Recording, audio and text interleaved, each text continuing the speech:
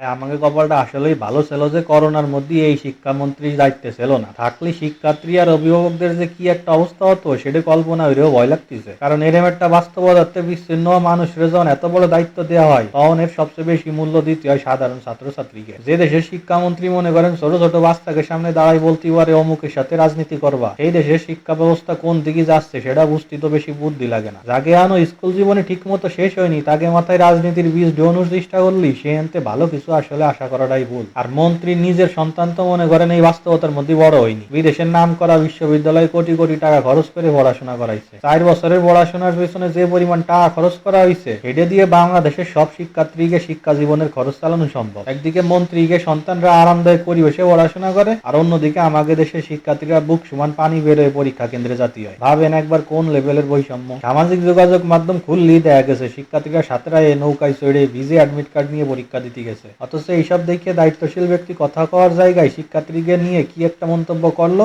ফার্মের মুরগি। নিজের পরিবারের কেউ যদি এরম পরিস্থিতির মধ্যে পড়তো তাহলে কি এরম কথা কতি পারতো? ক্ষমতায় থাকলে যা ইচ্ছা তাই করে দেওয়া যায় না, কারণ যে কোনো একটা কথাও মানুষের ক্ষোভের আগুন জ্বালাই যেতে পারে। দেশের একদিকে বন্যা, টানা বৃষ্টি, জলাবদ্ধতা, কোনো জায়গায় রাস্তা ডুবে গেছে, কোনো জায়গায় যোগাযোগ বিচ্ছিন্ন হয়ে গেছে। এরম পরিস্থিতির মধ্যেও 12 লাখের বেশি পরীক্ষার্থীকে নির্ধারিত সময় পরীক্ষা কেন্দ্রে জাতি বাধ্য করা হয়েছে। এখন প্রশ্ন হলো, একটা পরীক্ষার রুটিন কি সত্যি লাখো শিক্ষার্থীর নিরাপত্তা, মানসিক শান্তি আর জীবনের চেয়ে বেশি গুরুত্বপূর্ণ? জাতীয় পরীক্ষা অবশ্যই গুরুত্বপূর্ণ, কিন্তু তার আগে গুরুত্বপূর্ণ হলো বাস্তবতা বোঝা। একজন দায়িত্বশীল শিক্ষামন্ত্রীর প্রথম কাজ হওয়া উচিত ছিল পরিস্থিতি মূল্যায়ন করা, মানুষের কষ্ট উপলব্ধি করা এবং প্রয়োজন হলে মানবিক সিদ্ধান্ত নেওয়া। কিন্তু দুর্ভাগ্যজনক ক্রমে এর কোনোটাই উপস্থিত ছিল না। পরীক্ষার আগের রাত পর্যন্ত কওয়া হয়েছে আবহাওয়া পর্যবেক্ষণ করে সিদ্ধান্ত জানানো হবে। এতে শিক্ষার্থী আর অভিভাবকদের মধ্যে একটা আশা তৈরি হয়েছিল যে পরিস্থিতি খারাপ হলে অন্তত কয়েকদিনের জন্য পরীক্ষা বিষয় দেওয়া হইবে না। কিন্তু শেষ সময় জানাই দেওয়া হলো পরীক্ষা ঠিক সময় হবে। ঘোষণা দেওয়া তো খুব সহজ, কিন্তু যারা কোমর সমান পানির ভেতর দিয়ে ভেজা বই আর অ্যাডমিট কার্ড নিয়ে কেন্দ্রে পরীক্ষা দিতে গেছে তাদের কষ্টটা কি সিদ্ধান্ত নেওয়া মানুষগুলো একবারও ভাবছে? ভিডিওগুলো সবাই দেখছে,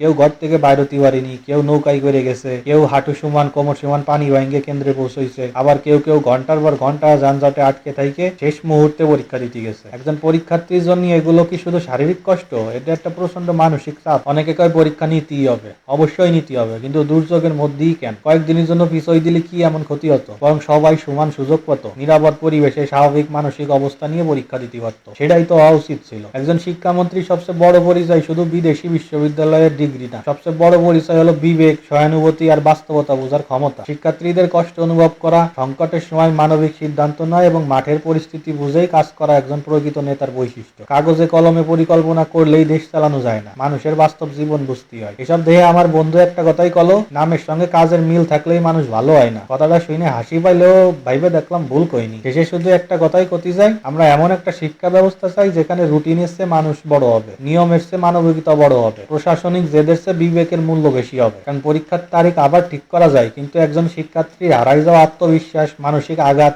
কিংবা ঝুঁকির মুখে পড়া জীবন কখনোই আর আগের মতো ফিরিয়ে আনা যায় না।